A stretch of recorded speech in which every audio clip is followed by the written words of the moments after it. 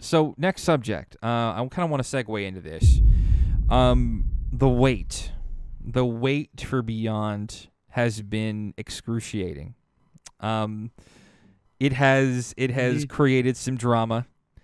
It's not exactly been pleasurable for the community. Yeah. Reddit is not very comfortable a place at the moment, as far as the discourse goes. Now, What comfortable place? go for it. Sorry. Said, when is Reddit ever a comfortable place? I used to post my videos there quite a bit, and usually, now here's the weird part. I'll take an informative video like my 27 facts about VR, which I had a lot of fun sort of piecing together for folks. Hey, thanks, Big Shot. Thank you so much for the sub. I'll post an informative video and it'll get downvoted to hell. I'll post a meme and it will touch the very top of Reddit.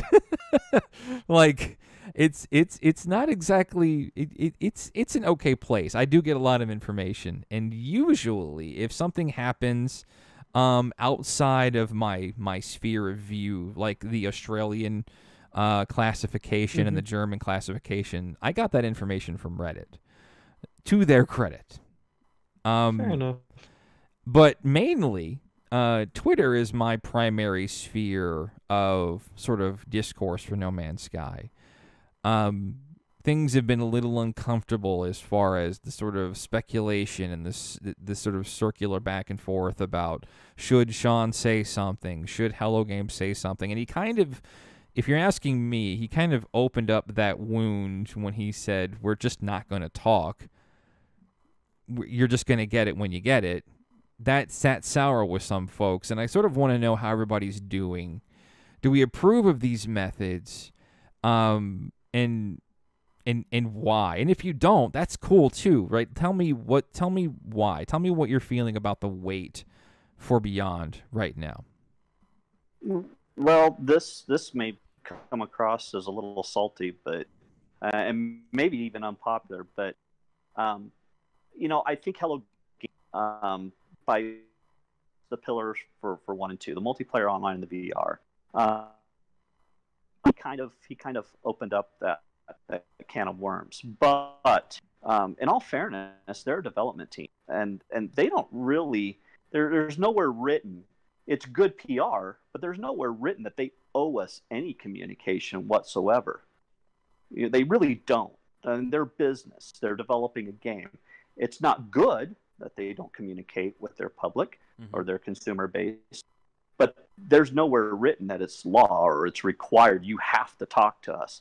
Not only that, but as us consumers, we don't really know what's going on behind closed doors. We don't know what kind of fires they're trying to put out. We don't know what kind of roadblocks they're coming across trying to get their new update launched. We just don't know how busy they are. And I know that Sean's done quite a few interviews over the last, 5 months? So all the travel time and the interviewing and then, trying to work out all the bugs and polish the update app and, implementing a new multiplayer online and VR alone was a big feat, right? So, I mean, if they don't give us any more information until the launch, I understand, and I'm okay with it.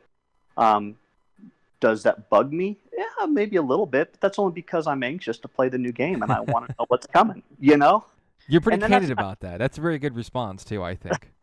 That's kind of, that's kind of where I stand, anyway. I can't speak for everybody, but, it's kind of a bummer that the community gets so worked up over stuff like that. And I think that they probably feel the exact same way as I do. They want the information. They want to know what's coming. The anxiety is just building up, and I get it. But I don't know.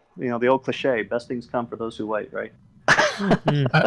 I'm really confused by the silence. We got so much so fast with Pillar 1 and 2. We got an experimental update. What 2 months now we've been? They did an experimental update. They patched it a week and a half after it came out. I was like, yes, we're going to be on the experimental every 2-3 weeks. We're going to be getting new updates with little tidbits of what's coming and further improvements. And then it just all stopped at once. And after the communication with Next, when they were originally planning on doing small updates after small update with Visions and Abyss, they said they were going to be more communicative, and they were for a long time. So the ups and downs is what I think is upsetting people. If they were silent after Next, and then that continued, I think we'd all be okay with it, because that was the precedent that was set. But the precedent that was set was that they were going to be more communicative, that they were going to be more engaging with the audience. And then to have we're not even getting like weird tweets anymore. We were getting some weird tweets from Sean here and there, and even though it wasn't information, it was fun and it was something. And now it's just, now we're all like, we need that fix, man. I need that fix. I need my Beyond fix. Yeah, no, I get it. When was the last Sean tweet that we got? How long has it been? A couple days, I think it was. No. couple days? The latest reply actually from Sean was a few days ago, and that was in relation to something different. But the last tweet from him was quite a ways ago. Was his last tweet or his comment to the reference of the base that looked like a Taco Bell? There it is. Was that the last one? Yeah, we're talking about, it's about 9 days ago. Okay, so it's been it's going on 2 weeks. Mm-hmm. And as for the reply, it was 3 days ago. So Sean is moderately active. So PG says in the chat, he says, I blame everyone who voted no more ARG. Dude, right? Yeah. I to be honest, I didn't want it 6 months ago. I didn't want it again. It was too crazy last time, and it was too it was just weird. But now, honestly, I had a tear fall from my eye when the Waking Titan website went down. When I went to that website, there was nothing there anymore. I was like, oh. Well, because it gave you something to follow, and it kept the excitement going, and it made content for content creators who were following that. And I don't know, it kind of kept us distracted until the launch did come out. Ouch. PG, you cut me with that, because he's right. But then again, like when we voted no, they were more regularly doing communication, right? We got 2 more bite-sized updates since then, right? We got Abyss, we got Visions. Back then, we felt like we were under a different mode of communication from them. Yeah. Mm-hmm. So, do we think was that a good move for them to sort of stray away from their old model of long bouts of silence with the ARG to fill it in, to move into a more regular, more transparent communication, more bite-sized updates, than to I go don't back think it away from it worked. again? I don't think it worked. The problem is Visions came out and there was no real buzz about Visions. Mm-hmm. And I think they saw that. I mean, let's be honest, no one bought a copy of No Man's Sky because Visions launched. Yeah. And I think they saw that and they're like, oh crap. But were they really going for that, though? Were they trying? Do we feel like they were trying to move more units for Abyss and Visions? Or were they just sort of... I don't think so. I don't think Visions and Abyss were standalone to resell or promote new sales for the game. I think they were small content updates like Foundations or Pathfinder. Mm-hmm. I don't think. Yeah, but why? Everything they do to the game is to sell more, is to make money. And at the end of the day, they're a business, like you said, And at the end of the day, why are they supporting a community that has already paid the money? Why not just leave us with Next and clean their hands? I mean, yes, they enjoy making it, but at the end of the day, they got to pay the bills. Well, no, and I agree with you.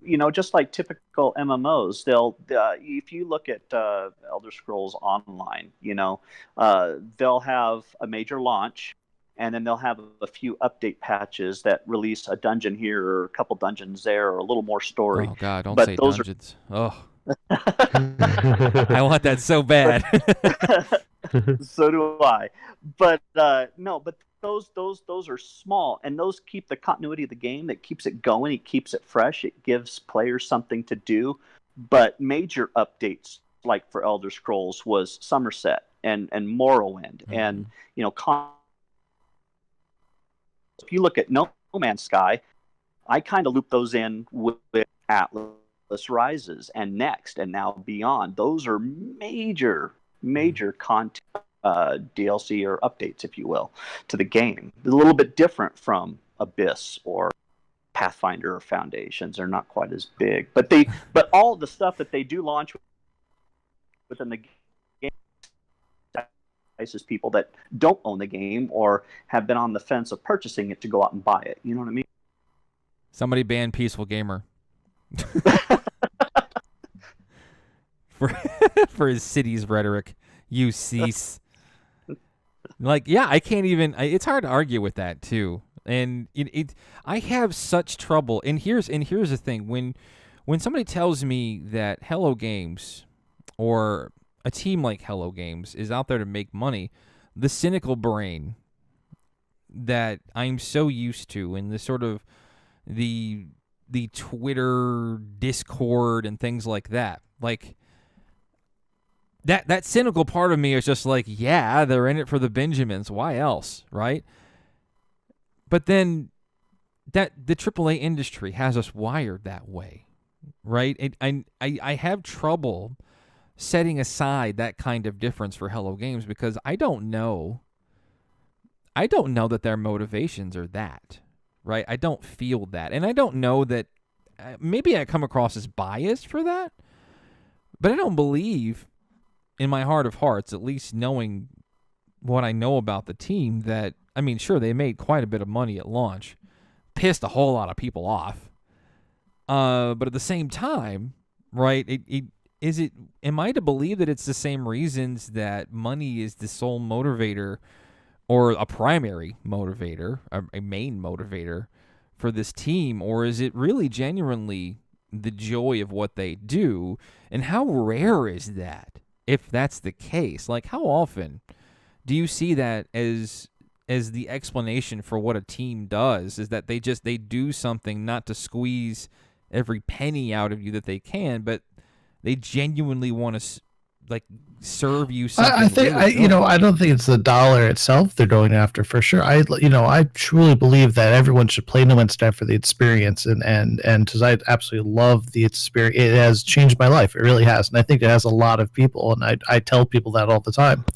So I think I was wrong in saying it was for the dollar. I don't think they're doing it but at the end of the day, when they have let's just say 1 million more people buy the game, and that's 1 million more people experience their game, and are still looking for more and have that thirst for more.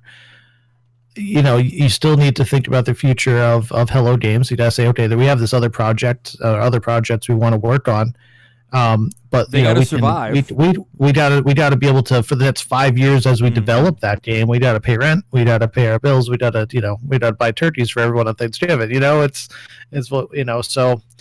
It's a balance for sure. Definitely. Yeah. I'm looking to get some more perspectives here before we continue. Again, I'll pop it into the chat for you there.